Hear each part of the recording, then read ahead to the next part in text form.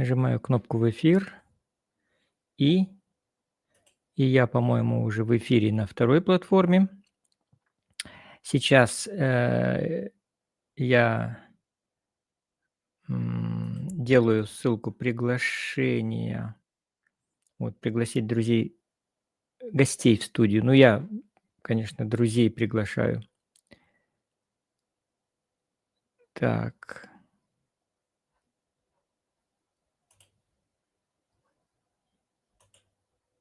копирую. Так, теперь отправляю в чат. Так, я скопировал ссылку, теперь отправляю в чат. Сейчас я, посмотрю, где у меня чат. Так, чат.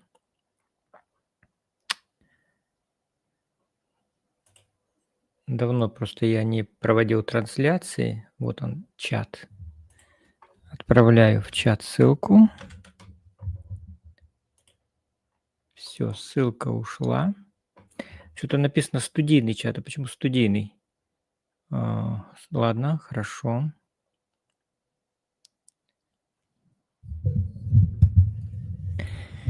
Так, сейчас, секунду, друзья, сейчас начнем последнее приготовление. У меня в последнее время со стримами чего-то так не очень хорошо получается. Не очень хорошо получается. Но вот с помощью этой программы, ну, все нормально. Сейчас московское время 8 часов 04 минуты. Сегодня часы у меня работают нормально.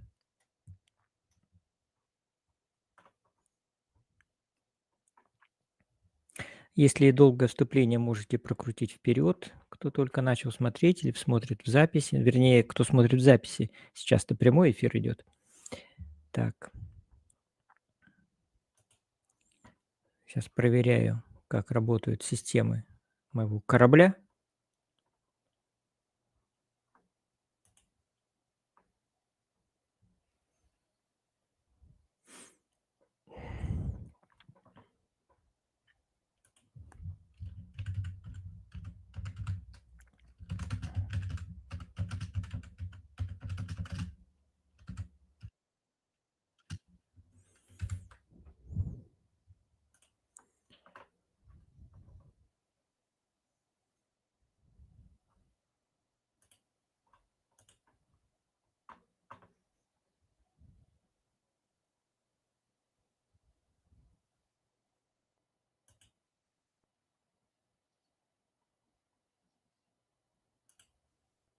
Алло, алло. Это проверка связи.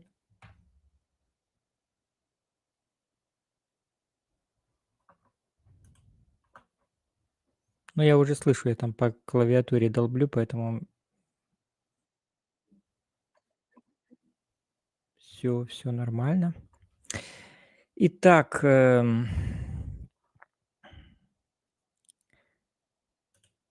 сейчас. Итак, здравствуйте, друзья. Меня зовут Александр, и я живу в Анапе, и в своих понедельничных, а сегодня вторник, стримах рассказываю о том, как я, прожил неделю, что мне было интересного. Ну, по понедельникам я обычно у меня запланированный как бы стрим, но в связи с тем, что, моя супруга Наташа вчера отдыхала, ну, когда она дома, я не провожу стримы. Сегодня она на работе, и я провожу этот стрим. Ам, Мой канал называется "Альбатрос Анапа". Рассказываю я об Анапе и о себе, как я здесь в Анапе живу. Живу я здесь уже больше 10 лет. Вот, время летит быстро. И с самого, буквально, первого дня, как я сюда приехал в Анапу, я еще помню, вышел из, поезда. У нас было очень много вещей, потому что мы, переезжали, ну, вещи отправили, контейнером, а в поезд взяли тоже очень много вещей. И я помню, вот когда я вышел из поезда и, конечно, включил свою камеру и показываю на перроне эти вещи. Мы потом их еще когда везли, на такси. Водитель удивлялся, он думал, что мы просто отдыхающие, и говорит: "Я, говорит, не понимаю, как можно столько вещей брать с собой? Вы что, весь дом с собой взяли, что ли?" А у нас там и компьютер был, и у меня был там штатив, и шашка была с собою казачья, и чё тока не было. В общем, огромное количество вещей. Вот так вот мы переезжали. И это все вот я говорю к тому, что это, на канале моем "Альбатрос", есть, на "Ютюбе". На "Рутюбе", кое-что частично есть, потому что, перебросить все на "Рутюб" не очень удобно. Вот, поэтому вот вся моя жизнь, в Анапе на этом канале. Конечно, еще и есть съемки, которые я делал в Чите, но в Чите я, так скажем, блогерством не занимался. Я где-то вот, блогерством стал заниматься с 15 года. Почему с 15? Переехали в 14, начал я снимать в 14. Канал я сделал вообще в 10 году. Потому что в 15 году началась монетизация, я подключил канал к монетизации, и, конечно, появился новый стимул, связь, с подписчиками, стало расти количество подписчиков, и они стали обращаться ко мне с какими-то просьбами, помогать мне материально. Донаты отправляли, и я на эти донаты покупал разные вещи. Ну, это донаты одно, а вот монетизация от, "Ютуба" — это другое. Вот год я копил, а, по по монетке, по центику, по доллару, значит, с монетизацией. И потом сразу, как год прошел, ну, понятно, год достаточно большой период, накопилась сумма, и я купил себе, гитару и купил себе, еще что-то, по-моему, для канала. То ли экшн-камеру, то ли что. Ну, что-то купил такое хорошее, дорогое. У меня было тогда 10 000. Сейчас, я на "Рутюбе" тоже пытаюсь, монетизировать. Ну как, я подключил к монетизации и, в принципе, я надеюсь, меня хорошо слышно. И, в принципе, монетизация на "Рутюбе" тоже пошла. У меня сейчас уже 4000, уже перевалило за эту сумму. Тоже так же у меня сейчас все развивается, как когда-то на "Ютюбе". То есть у меня сейчас, я на "Ютюбе" сначала у меня было там 100 человек, да, потом 200, 300 человек я уже там ликовал. Сейчас на "Рутюбе" у меня 250 человек. Вот. И когда 300 будет, я тоже буду ликовать, потому что 300 человек — это уже хорошее количество зрителей. И, я считаю, что, наверное, монетизация тоже зависит от этого. Поэтому как-то вот так вот каналы у меня оба развиваются. Оба канала я сейчас поддерживаю, выкладываю туда регулярно, свой контент. На "Ютюбе" у меня, ежедневно огромное количество просмотров. То есть даже если я туда ничего не выкладываю, канал уже работает, ну, просто сам по себе. Жалко, конечно, что он не монетизируется, но тем не менее, я надеюсь, что когда-нибудь все сложности минуют, и канал снова заработает, снова я подключусь к монетизации, а канал у меня уже будет. Ну, на "Рутюбе" я тоже, в принципе, сначала к нему скептически относился, потом посмотрел, загрузил первое видео. Просто там, я как бы его загрузил по необходимости, потому что, ребята здесь мои, товарищи, друзья, приятели, художники попросили меня сделать про них ролик, а по условиям конкурса ролик должен был размещен быть на "Рутюбе", и ссылка должна была организаторам конкурса быть предоставлена. Ну, поскольку они художники, они видеографы, не блогеры, они ко мне обратились. Я сделал для них ролик, завел канал на "Рутюбе", разместил там этот ролик и дал им и эту ссылку, и они эту ссылку уже предоставили организаторам конкурса. Так у меня получился, вот завелся, канал на "Рутюбе".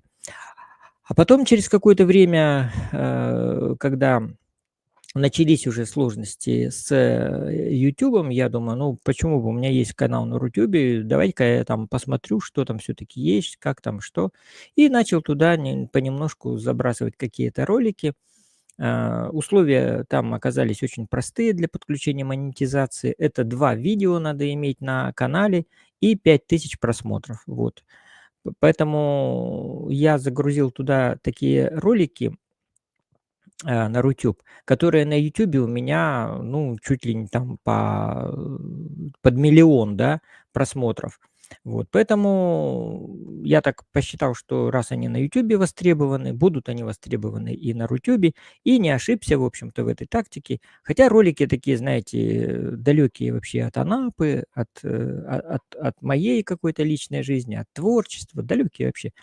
В этих роликах я просто учу, людей, как правильно пришивать, погоны на форменную одежду, как правильно пришивать шевроны на форменную одежду, на какой рукав пришивать шеврон или погон. И, в общем, так. И, вот эти вот такие, знаете, ролики стали быстро-быстро набирать просмотры, и я смотрю, уже у меня 5000 просмотров, и я подключаю монетизацию без всяких проблем. И один у меня ролик там, тоже на такую вот, хозяйственную деятельность. Это как выкрутить эксцентрик из, ну, вот в ванной комнате у меня там был такой случай. Я чё-то там всякие танцы с бубнами устраивал и вот наконец нашел какой-то способ и выкрутил его. И вот этот ролик тоже у меня смотрят. Хотя, в принципе, я не слесарь, не сантехник, не электрик. У меня тут вот стихи есть такие, да, что я не это, я просто человек, я поэт, я творческая личность. Вот. А как говорится, выстрелили у меня вот такие вот, банальные, далекие от творчества ролики. Вот, как пришить погон и как выкрутить эксцентрик. Вообще странно, да? Поэтому вот кто каналы свои заводит, тоже, друзья, можете учесть этот и пробуйте себя вот в разном. Неизвестно, где у вас что выстрелит, какой ролик будет востребованный. Ну, теперь перейдем, к неделе. Неделя у меня была, ну, такая, я не скажу, я сейчас как-то так немножечко выбился из темпа, потому что, когда я вел постоянно, вот эти вот стримы понедельничные, там, ну, со смещением иногда, там, конечно, все было у меня четко. Я знал, что я уже рассказал, что еще не рассказал за неделю, делал какие-то там себе маленькие пометочки, тезисы выписывал и рассказывал.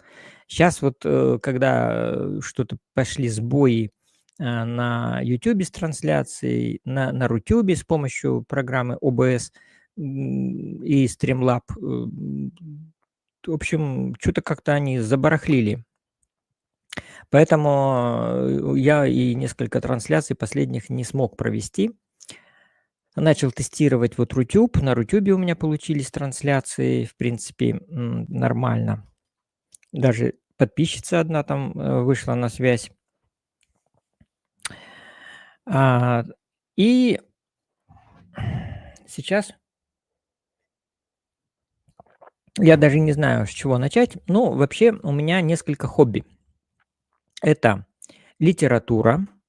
Я сам пишу, и стихи, и прозу. Это, видеография, ну, или блогерство.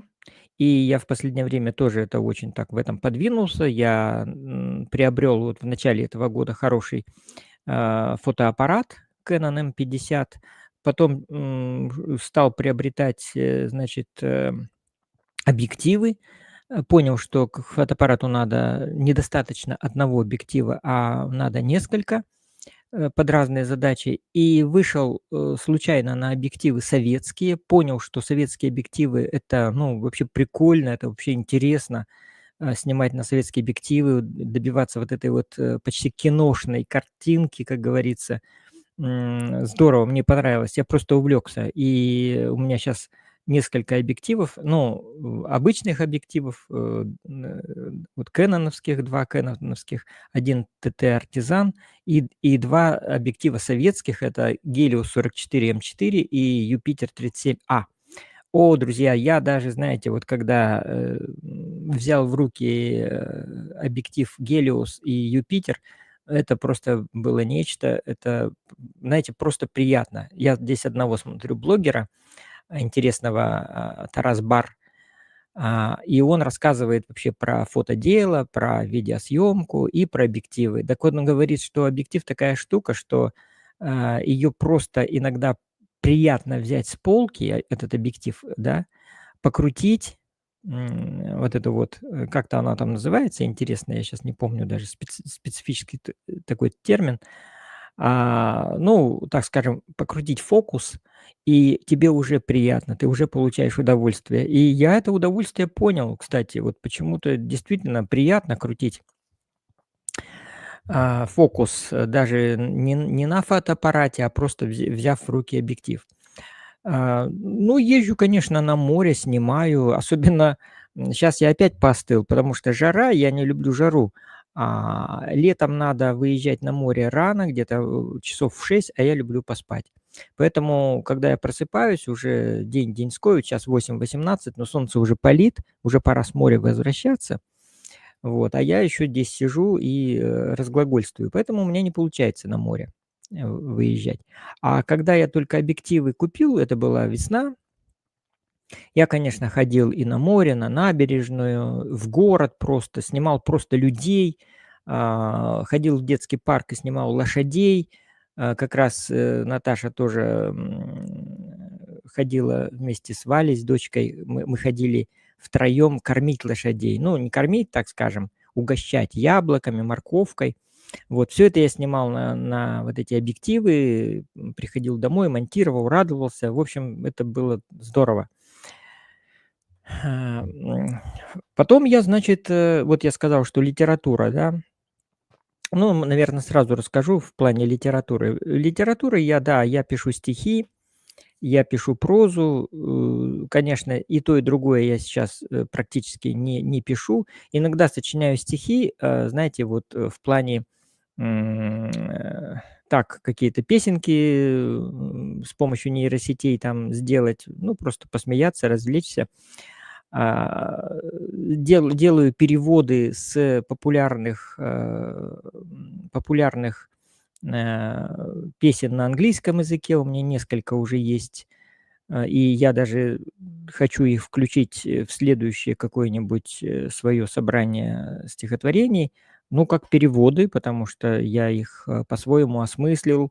И, в принципе, это мои стихи, да, просто которые поются на известную музыку и на известную тему, а стихи полностью переработанные, переосмысленные. Вот. Есть у меня даже песня, которую поет Луи Армстронг, "Как прекрасен мир" она называется. Ах, как мир мой хорош. Ну, вообще, я пою, у меня есть, это все на канале на моем есть, вы можете найти. У меня есть специальная, плейлист, музыкальная шкатулка. Я имею в виду на "Ютубе". На "Рутюбе" пока, ну, не все у меня, не все. Что еще? Ну, в последнее время, ну как в последнее, я вчера буквально занимался тем, что я редактирую сейчас книгу мою, нашу совместную с братом книгу. Она будет называться "Биография семьи". Она, как бы уже написана, то есть брат сделал свою часть и назвал ее "Воспоминания". Это, воспоминания о детстве, о его, юности, первой влюбленности и как он начинал свою служебную деятельность, потом как он переехал в Краснодар, с какими сложностями это было связано. Потом служба в Краснодаре до самого, так скажем, ну, до сложных времен, которые вот уже накануне перестройки возникли. Такая была, так скажем, я не знаю, как ее назвать, реакция при Андропове, да. Все это очень интересно, и я сейчас редактирую вот его эти воспоминания. Я думаю, в этом году книжка выйдет уже. Я думал, что она выйдет, наверное, уже даже, к концу лета. Думал. Сейчас нет, не думаю, потому что, Я, ну, очень тщательно хочу ее отредактировать, потому что там все-таки брат писал ее так быстро, на таком душевном подъеме, и там есть некоторые недочеты, и поэтому я хочу, чтобы она была действительно была отредактирована, чтобы комар носа не подточил. Поэтому, ну, каждый день я это делаю, каждый день я занимаюсь редактурой. Плюс в эту книгу войдет родословная моя. Ну, как родословная? Я там, это очерки, да, это несколько очерков о моем деде, одном деде, втором деде, по маме, по папе. Потом про бабушек я рассказываю, про одну и про вторую меньше, потому что меньше информации, и про других родственников, да, там про дядю одного, маминого брата, про дядю другого брата отца, который Великую Отечественную воевал. О нем было мало информации. Я кое-что по крупицам насобирал, проследил его боевой путь. Буквально до нашел даже тот бой, в котором он погиб. Этот бой описан, и я его тоже перенес, потому что, ну, хотелось, конечно, вот увековечить память о нем. Его тоже звали Александром, кстати. Так что написал других родственников, очерк о брате, очерк о сестре, очерк о тете Анне Спиридоновне Манаевой, Луханиной. Наоборот, вернее, Луханиной, а девическая фамилия Манаева. Вот, поэтому и у меня еще целых 2 книги, толстых книги, где как бы я рассказываю о себе. То есть, как я, родился, где жил, как в школу пошел, кто меня воспитывал и как меня воспитывали, как я, служил в армии, как я потом после армии пошел в милицию, потом в УФСИН, как я был на редакторской работе, какая у меня была творческая работа. Я был главным редактором газеты. Всё это вот у меня было. Потом я в казачество пошел, потом я еще вернее, сначала пошел в националистическую организацию СРН, потом в казачество, потом переехал уже в Анапу и опять пошел в казачество. Здесь я занимался тоже и литературой в объединении «Парус» и с психологом, и у нас был здесь тоже свой клуб. В общем, я написал целых 2 книги.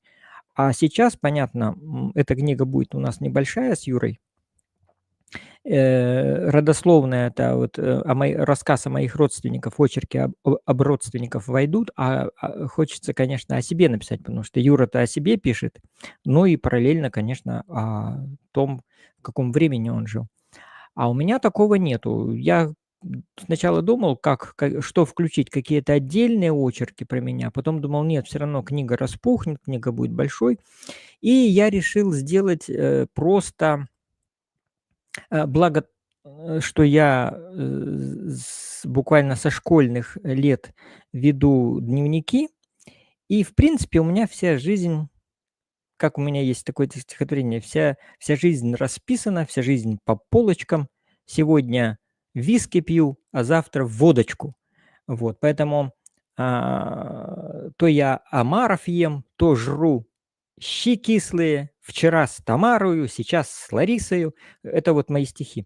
Вот, поэтому, вся жизнь расписана, вся жизнь по полочкам. Это действительно так. И я решил сделать, знаете, как вот, м, в каких-то, в жизнеописаниях каких-то, поэтов, да, больших, допустим, вот Пушкин, да, о нем все известно.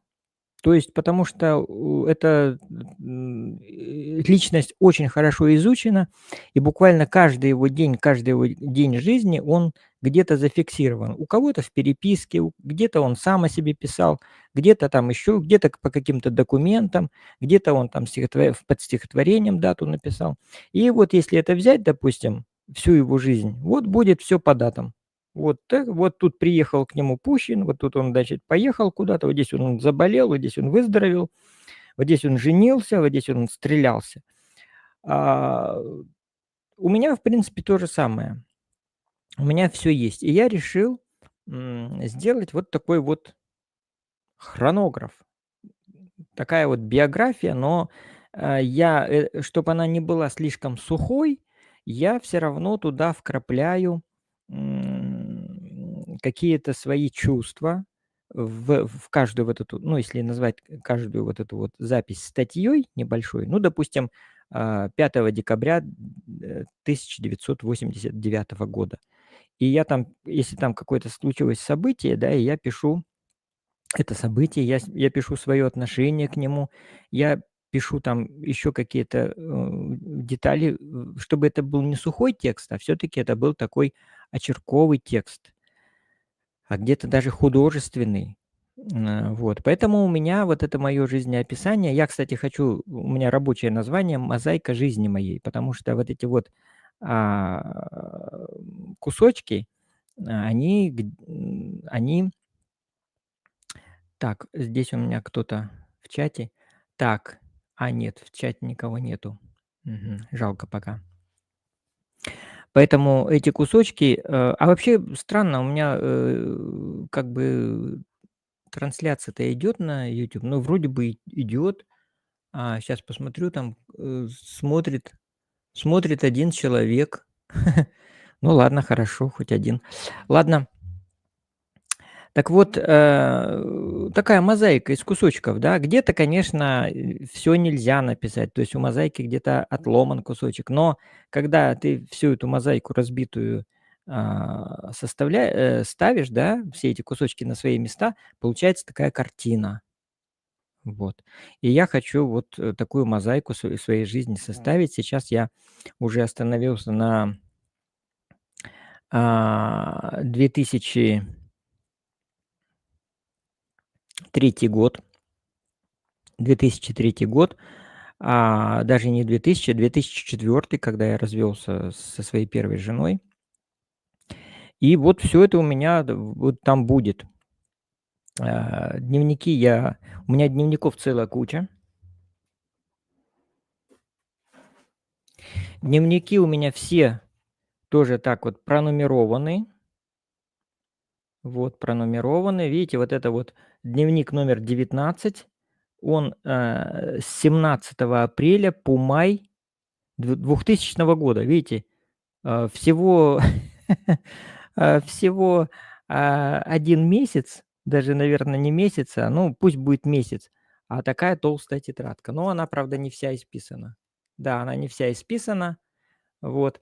Ну, есть тетрадки, которые полностью исписаны. И вот я сейчас, всё перечитываю, и очень это все, конечно, интересно. Мне всегда было интересно писать дневники, и у меня на некоторых дневниках есть просто эпиграф такой, отпечатан, приклеен или от руки написан. Это слова, э, Николая Михайловича Карамзина: "Вот зеркало души моей. А, как приятно посмотреться в него, посмотреть, каким ты был, и всегда интересно его читать и приятное чувство". Ну, я сейчас, конечно, не цитирую доподлинно, а передаю общий смысл. "И пусть он будет интересен только мне одному, — сказал Карамзин, — но в этом его прелесть, вот, дневника". Поэтому мне сейчас очень приятно это все перечитывать. Я вот буквально, вчера, и позавчера перечитывал, те страницы, где вот, это был, 2008 год, когда родилась Маша, моя дочка. Вот, и потом, как она росла, и, я потом, когда Наташа пришла, с работы, я говорю: "Наташа, смотри, как, вот здорово, что все это запечатлено. Вот помнишь, Маша вот так сделала, вот так. Помнишь, — говорю, — как она поползла у нас задом наперед, и в ходунки, когда мы ее поставили, она тоже пошла у нас задом наперед". а, задом каталась, да. Вот, и много всяких интересных случаев, моментов, как она, что она первым, какое слово она первое сказала, какую фразу она первую сказала, когда. Все это очень очень очень очень интересно.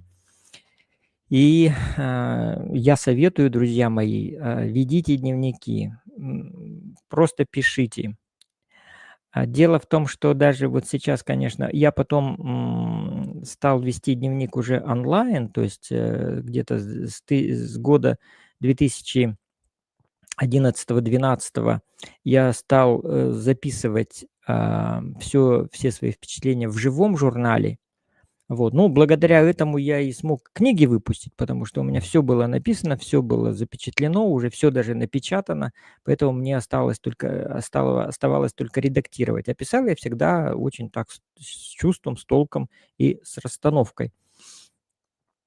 Вот, поэтому, а потом уже я живой журнал тоже оставил и начал просто снимать и проводить какие-то трансляции, где тоже начал как бы в виде дневника рассказывать о себе, о том, что со мной произошло и что произошло в моей семье. Вот, то есть я ни на день не прекращал, вот это вот, жизни свое описание. Это интересно. И я люблю, конечно, читать дневники. Вот, я прочитал, собрание сочинений Салтыкова-Щедрина, да, недавно, а потом все таки нашел его письма. Не знаю, дневники он писал или нет, по-моему, дневников он не писал. А вот письма я его почитал с удовольствием, потому что в письмах человек уже, ну, немножко с другой стороны, нам показывается.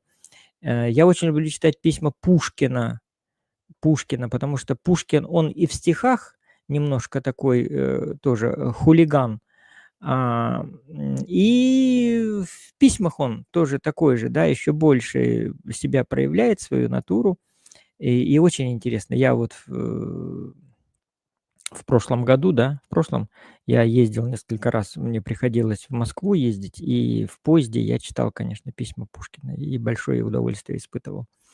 И вообще люблю дневники. Сейчас я читаю "Обыкновенную историю" Гончарова, я уже перечитываю, эту замечательную книгу. Мне там тоже нравится его язык, и то, что он описывает.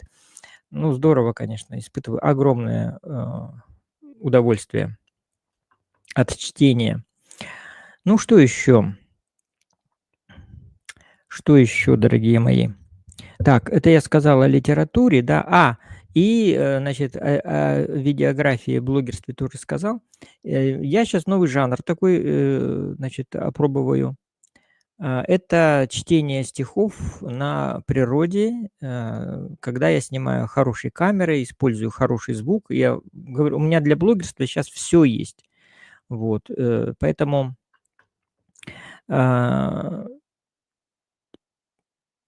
и стихи есть, кстати, есть что почитать, как говорится. Поэтому я ставлю камеру. Вот у меня последнее видео, там немножко со звуком накладки, но, в принципе, нормально получилось после обработки. А вообще, конечно, я сидел на берегу моря, в дюнах и просто рассказывал стихи. Вот. Я выбрал не самое хорошее время, жарко было уже, вот, но тем не менее я там в тень залез, под куст лоха серебристого и читал эти стихи и записывал на камеру и сделал это видео. И хочу это продолжить. Хочу продолжить это не только в дюнах, хочу где-то, можно в городе даже записывать, на лавочке, можно просто, да хоть где. Просто камеру поставил, и, в принципе, мне как бы то, что люди ходят, это даже наоборот добавляет какой-то, ну, интереса к моему видео. То есть вот я на улице, можно посмотреть на меня, можно на прохожих. Так что вот такие у меня планы. Так, что еще? А, Меня часто пытались обжулить. Я вот когда дневник читал, я помню, и возвращался откуда-то, ну, с очередного отпуска, с моря, ехал в Читу, и в московском аэропорту ко мне подходят, девушки и на английском языке мне говорят: "О, мистер, мистер", и начинают мне что-то объяснять. Ну, понятно, когда тебя мистером назвали, да, а ты просто там простой, как говорится, советский мент. Да, советский, по-моему, тогда еще не российский. Вот, конечно, уже ты себя как-то приподнимаешь так, в своих даже глазах, вот, и говоришь: "Ага, что, девочки?" И они мне, значит, показывают какие-то кофточки и говорят, что вот кофточки, да, мы это хорошие кофточки, но, у нас они не входят в багаж. Не могли бы вы у нас их купить? У нас их тут немного, всего 10 штук, и вот по такой-то цене. Ну, конечно, они на английском, но как бы еще и на русском что-то там могут лопотать. Ну, и я такой говорю: "Конечно, девочки, куплю, давайте, кофточки хорошие". Вот, и думаю, привезу. А у меня, я ж тогда дружил с девочками, очень у меня было много. Я думаю, как раз им на подарки. И купил эти, значит, ну, деньги такие хорошие отдал. Ну, как бы, потому что они там говорили, что это очень хорошая шерсть. Привожу эти кофточки, значит, и, подарил одной девушке, другой третьей, еще там, родственникам каким-то подарил. Оказалось, что когда, на них какой-то рисунок был, и оказалось, он был просто нарисован. И после стирки все это смылось, все это стало грязным пятном, и вся эта кофточка, ну, пришла в негодность, и только ее выбрасывать. Одна кофточка была, какая-то попалась с вышивкой. Там была какая-то вышивка, вот, но кофточка была такого какого-то голубенького, такого дурацкого цвета. И мне она показалась очень хорошей, красивой, и я ее подарил, самой своей, так скажем, обожаемой девушке, которая работала в суде на тот момент. Подарил, рассказал эту историю, с этими, я, конечно, понял, что это были мошенницы, вот. Хотя они мне паспорт даже английский показывали. И когда они мне там говорили, я говорю: "А вы что, действительно из Великобритании?" Они говорят: "Да, да, мистер, мы из Великобритания". Я говорю: есть у вас паспорт с двуспальным английским левую?" Ну, Пушкина процитировал. Они говорят: "Что вы говорите?" Я говорю: "Мне паспорт нужно показать, где там это ваш герб". И они мне показывают паспорт, и там действительно, этот лев двуспальный английский. Ам, и все, вот тут-то меня и заклинило, поэтому я у них эти кофточки-то и купил. Ну и, значит, дарю я эту голубенькую кофточку самой обожаемой, мною девушке. На глазах, конечно, других девушек. Мне же нужно как бы показать, что вот, смотрите. И они, значит, поднимают меня на смех: "Саша, да что ты купил? Да это дешевка, да это вот на Китайке такое продают, да даже на Китайке не берут". Вот, эта девушка, которую Света зовут, она постоянно меня как-то, ну, пыталась, утереть мне нос, как-то меня тоже у нас такие были интересные отношения. Кстати, в дневнике в дневниках-то это есть, но в хронологии в моей, ну, там тоже об этом будет, кстати, немножечко. Вот. И она, чтобы как-то меня я ходил она работала в суде, а я в этот суд ходил, ну, постоянно, потому что я специально так выбирал, чтобы видеть ее там в этом суде. Вот, ну, договаривался там с, начальником штаба, который составлял наряды, и ходил именно в этот суд на охрану общественного, так скажем, порядка. Вот. Ну, конечно, сам бежал в кабинет, и с ней там лясы точил. Вот. И она, чтобы меня как-то уесть и постоянно, чтобы мне было стыдно, она несколько раз эту кофточку надевала и приходила. Ну, она тоже была такая, ну, в молодости своей, такая, ну, дерзкая такая, с таким чувством юмора, специфическим. Вот. И она вот специально надевала и эту кофточку, дурацкую кофточку. И мне так стыдно было, когда я прихожу, она в этой кофточке. И она так еще на меня смотрит. А когда ее спрашивали: "А где ты такую кофточку взяла?" Она говорит: "А мне Саша подарил". Вот, и это, конечно, было ужасно. Мне было так стыдно. Вот таким образом она меня проучила, чтобы я на всякую дешевку не бросался, а выбирал подарки более дорогие. и более значимые для нее. Вот. Ну, что я потом, в принципе, и делал после этого случая. Ну, вот такие дела. Это я говорю все о своей литературной деятельности, об этой новой книге «Биография семьи» и то, что я сейчас занимаюсь написанием уже своей хронологии, своей автобиографии, используя при этом дневники, которые я писал всю свою жизнь. И можно сказать, да. И я вчера, кстати, сел, потому что у меня есть специальный такой дневник, он такой семейный дневник называется. Так, где он у меня? Вот этот семейный дневник, номер 24, он с 13 марта по 12 год. Вот. Он специально был заведен для того, чтобы описывать нашу семейную жизнь с Наташей. И я, конечно, был не подарок, и мы с Наташей после этого, как я этот дневник завел, видите, да, он датируется 97 годом. Мы с Наташей познакомились в 94-м. В 98 году я женился на другой девушке, а в 2005 году еще на одной женщине женился. И только вот мы с Наташей в 2007 году а, соединили наши судьбы.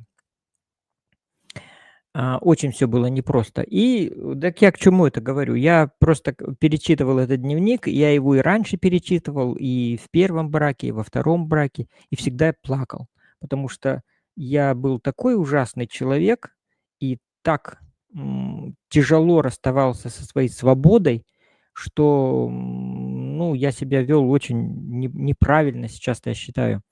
Вот, и как Наташа меня вообще терпела, и она в этот дневник тоже писала свои, записи.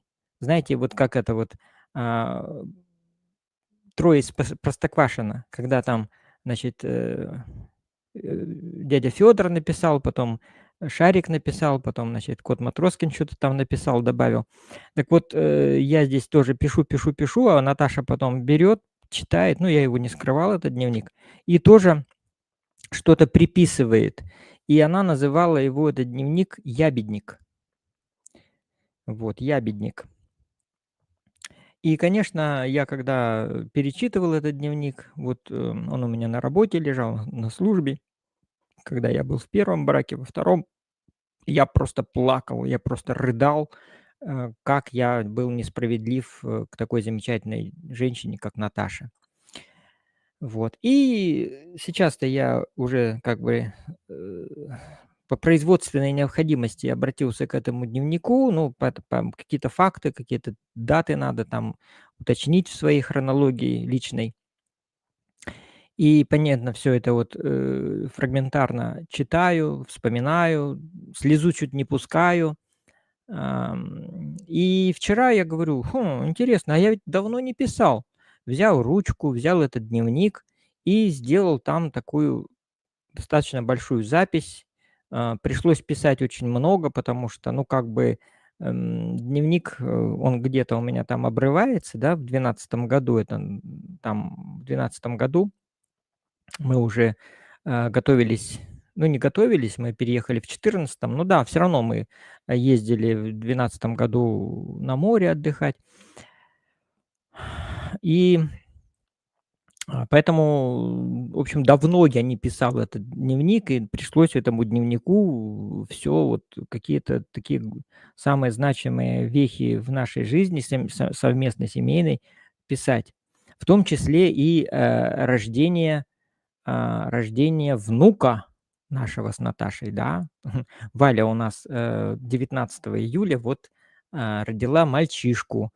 Имени пока у него нету. Вот, не знаю, как это, ну, что там, вроде бы как, было предположение назвать его Кириллом. Надеюсь, не в честь патриарха нашего. Вот, но, ам Тем не менее, вот, я писал вчера, вот эту вот, сделал такую запись и про Машу, и про Валю, и про Наташу, где, что, как, и про себя, конечно. Вот, вот такие дела. Так, что еще?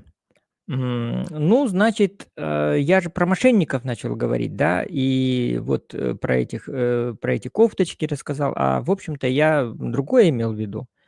Дело в том, что как-то вот, это было, наверное, в апреле, и я об этом тоже на своих, стримах рассказывал. Мне в "Телеграме", написала девушка, китаянка, ну, по фотографии такая симпапулечка, прямо симпапулечка, прямо вот из журнала. Вот. И, вроде бы как она ошиблась, ну, слово за слово, и, она говорит: "Хочешь, Александр, заработать, легкие деньги?" Я говорю: "Хочу, конечно. А что надо делать?" Она говорит: "Надо просто, ставить звездочки, оценивать по 5 звездочками какие-то товары в таком-то магазине крупном, английском". Я говорю: "Ну ладно, хорошо, интересно". Вот она мне дала полные инструкции. Я, значит, захожу, делаю просто ставлю, тупо ставишь звездочки, там тебе дается 40 товаров, и ты должен везде поставить им 5 звездочек, 5 звездочек, 5 звездочек, 5 звездочек, 5 звездочек. И за это, мне накапало, я сейчас уже не помню, сколько, $28, что ли? Чё-то такое, да. $28. Короче, я сейчас точно не помню, но на наши деньги это получилось, да, 2000, да, 2000. Тогда доллар был побольше. Значит, я смотрю на эти доллары, говорю: "А как мне теперь их, вывести-то? Я хочу их получить вот себе прямо вот в кошелек". Она говорит: "Александр, а вы вот знакомы с криптобиржей MEXC?" Я говорю: "Да нет, никогда вообще ни с криптой не занимался, ничем таким не занимался. Вообще, я говорю, боюсь это всего. И слово само такое криптовалюта, все боюсь". Она говорит: "Нет, не бойтесь, я вас полностью проинструктирую". Значит, я регистрируюсь на бирже MEXC. Там это очень сложно зарегистрироваться, надо верификацию пройти, паспорт свой показать. В общем, ну, все таки это такая вещь, серьезная. Однако у меня все это получается, и я перевожу с этой платформы, где я оценивал, товары, эти свои несчастные $28, значит, на MEX. Девушка меня инструктирует, Вань Сяомань её звали. Девушка меня инструктирует, и я вывожу эти деньги себе на сберкарту. 2000 рублей. И я в восторге. Говорю: "О, Вань Сяомань, у меня все получилось, спасибо. Я теперь буду эти звездочки постоянно ставить и буду вот таким образом, значит, богатеть". И она говорит: "Ну, теперь сами, Александр". Я говорю: "Конечно, сам, да, все". Вот я туда забрасываю 1000, ну, думаю, 2000-то я на халяву получил, думаю, теперь 1000 мне не жалко. Значит, забрасываю туда 1000, у меня все получается, это всё на этом сайте. Я оцениваю эти товары, оцениваю. Потом бац, и у меня там заклинило, и мне выходит окошечко, написано: "Уважаемый Александр, если вы хотите продолжить оценку товаров, вы должны внести еще депозит какой-то там, $200". Я думаю: "Хм". И тут я все понял, что я попал в ловушку, никаких $200 я, вкладывать не собираюсь. Вот. И получилось, что я с этой Вань Сяомань, расстался, а, и у меня получилось, как бы в выигрыше я оказался на целую 1000 рублей. То есть не она меня надула, а я как бы вот эту компанию немножечко, как сказать, взял от нее что-то. Вот. И потом так как я прошел целый курс обучения на этой бирже MEXC. Я думаю, а что вообще эта биржа из себя представляет? Что такое вообще криптовалюта? Что это такое USDT? Вот. Начал это все разбирать, досконально изучать, и все. И сейчас я, как бы это, заинтересовался и уже провожу там эксперименты. То есть я покупаю криптовалюту, покупаю, продаю, и вот у меня какие-то там профиты получаются. Пока еще только я так тренируюсь, но это тоже из моих одно из моих увлечений последних. Раньше были танки. Я в танки играл, знаете, очень много. Ну, правда, я играл и долго. Я где-то, может быть, с года, может быть, 19 играл в танки. У меня столько уже там, такой парк танков был. И я такой мастер стал боев. А там есть статистика. Вот, и я посмотрел, у меня там, по статистике что то там огромное, несколько тысяч часов, которые я провел, в танках. И я в чат ChatGPT захожу, ну, я с ним постоянно советуюсь, это мой щас, товарищ и друг, и помощник, и соратник, и консультант, и все на свете. И я говорю: "Слушай, говорю, бро, ты мне посчитай, говорю, сколько вот это вот, сколько я провел, суток-то на, на этих танках". И он мне говорит: "Александр, ты провел, что то там он мне, в общем, мне назвал какое-то сумасшедшее количество суток". Я говорю: "Чё, в натуре, что ли?" Он говорит: "Да, Александр, представь, говорит, ты провел столько времени за танками, что если бы ты сел 1 января, то, и играл, и вышел только в середине апреля из-за компьютера". Я думаю: "Блин, сколько я времени убил на этих танках". Ну, понятно, я получал удовольствие, я коротал время, я как бы, ну, не жалею. Многие люди таким же образом тоже дурака валяют и просто фильмы смотрят какие-то или там еще чем-то занимаются, какой-то ерундой, да даже и играют. И А потом, как говорится, санкции, вот эти все санкции, и из-за этих санкций, не то что санкций, да, которые нам государство делает, санкции какие-то, вот, и эти танки нам обрубили. И я легко так вышел из этих танков, потому что действительно, ну, как бы я играл, так скажем, в свободное время в них. Вот. А теперь я, сижу на бирже, то же самое время, но это тоже игра, но эта игра такая, что вот, я вот 2 дня посидел, да, я 2 дня вот сижу недавно вот, как бы. Не, я раньше сидел, потом у меня что то там все обвалилось, я думаю: "Да ну нафиг эту биржу, лучше вот у меня лежат там эти $102 в Сбербанке, и пусть они там лежат, им ничего не делается". Вот это, ну, знаете, как это, как, пёс Барбос, да, положил сосиску в холодильник и, вернее, не этот, не Барбос, а какой там собачка-то маленькая, которую звали. Она говорит: "Положишь туда в холодильник сосиску, и она лежит там сколько хочешь". Вот, а Барбос говорит: "У меня бы не лежала". Вот, так вот, Сбербанк тоже положил туда, и это лежит у тебя. Вот, а биржа — это совсем другое. Биржа ты положил $100, а завтра у тебя уже может быть $101. И я вот, у меня долго-долго там после падения я разочаровался, думаю: "Да ну нафиг, положил 100, а у тебя там сейчас 92, это неинтересно, лучше вот как $102 в банке лежит и, будет лежать долго. Никто у тебя там не обжулит".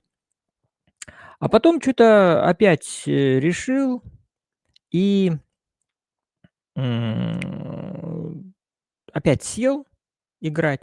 И за 2 дня у меня получилось плюсом $20. Я говорю: "Ну, ничего себе, интересно". В принципе-то как бы $20 они, не лишние. И если каждый день сидеть несколько часов вот за биржей и просто вот тупо играть, то, ну, если, э, за месяц-то у тебя будет, уже порядочная сумма. Вот, поэтому, щас вот у меня новое увлечение появилось. И сегодня я уже заходил, уже поставил такие сторожки. Ну, сторожки — это, как я их называю, сторожок. а на самом деле это, лимит на покупку и на продажу. То есть там выставляешь, вот, допустим: "Я хочу купить эту валюту по такой-то цене". Вот. Ну, видишь, на графике, что она у тебя вроде бы как падает. Ну, значит, она вот упадет до какого-то момента. Есть специальные там такие, ну, как бы, а, ну, понятия, что вот, до этого момента пошло, потом коррекция цены, потом она пробивает или вверх, или вниз, ну, чаще вверх. Ну, я вот, допустим, ставлю сторожок на покупку внизу, вот, и оно идет, идет, идет вниз, потом бим, блим, бам, купилось. Вот я специально колонку купил, чтобы вот, отслеживать, потому что у меня наушники, но в наушниках я не всегда, иногда что-то делаю на кухне там где-то. Вот, и когда вот этот вот сигнал раздается, я не слышу. А сейчас я колонки купил к компьютеру, и теперь у меня все слышно. Допустим, я пошел где-то что то делаю, слышу блям, значит продалось. Значит надо, если продалось, значит надо покупать. М, э, Покупать дешевле, продавать дороже. Вот. Если, внизу там опустилась, блямкнула, валюта купилась, значит, надо продать ее дороже. За $100, допустим, покупаю, за $101 продаю или за 102. Вот, 2% роста в день — это очень хороший, процент считается. Ну, у нас, считай, в банке иногда, по-моему, вот, в банке годовой, м, я н если не ошибаюсь, в банке, по-моему, 3%, да, годовой процент. Вот, а тут 2% в одни сутки. Хорошо же, хорошо. Поэтому вот как бы вот это все это уже интересно. Так, ну это что еще? Чем я еще увлекаюсь? Кино, да, кино я снимаюсь, и сегодня, кстати, мне нужно будет идти на занятия. Я, вообще в 23 году закончил киношколу, потом там снялся в массовых сценах и в двух эпизодах, в таких проектах, как "Бим-3" и "Первый день счастливой жизни".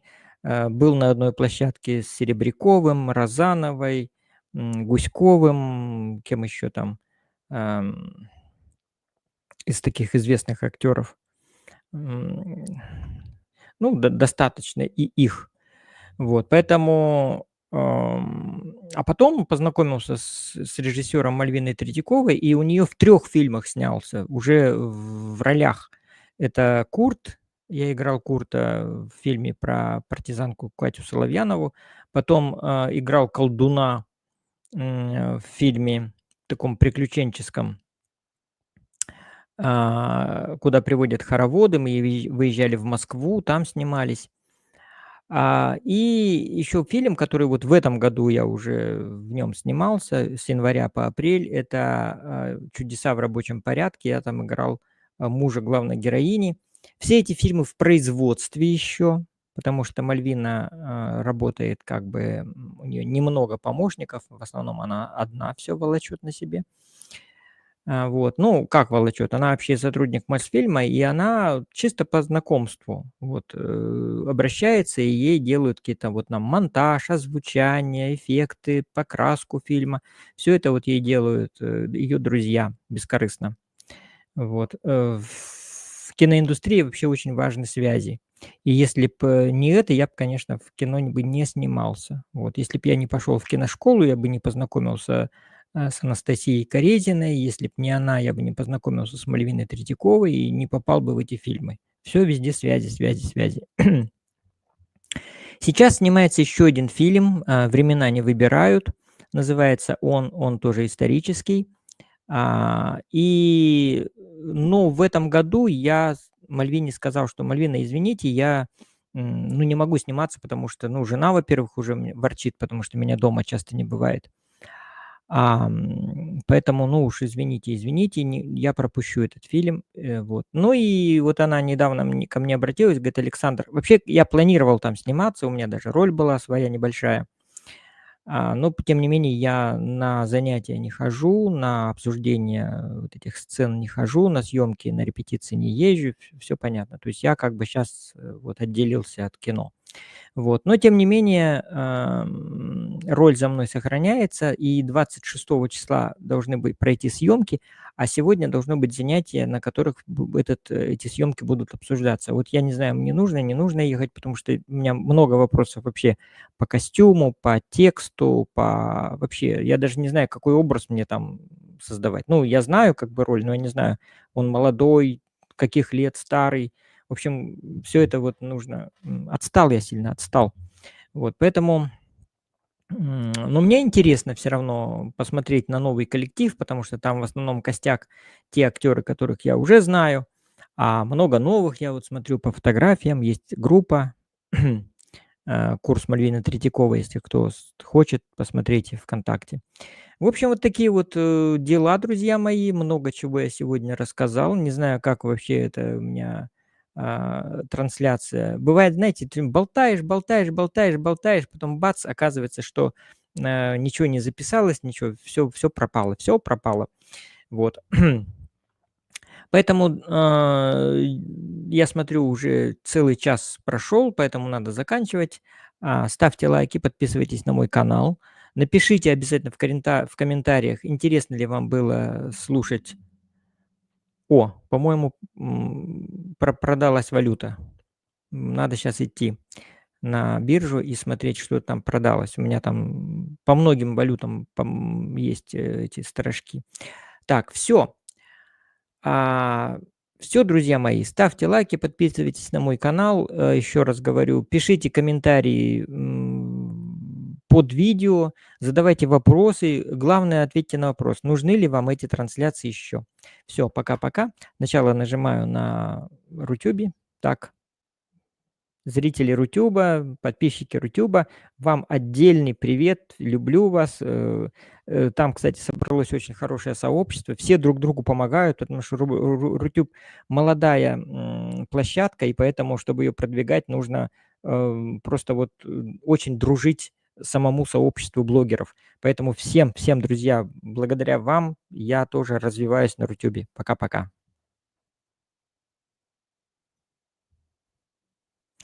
Так, а теперь, ютубовские мои. Ну, друзья мои, я вас давно уже знаю, вы меня как облупленного, поэтому, привет, Алексею из города государственного преступника, привет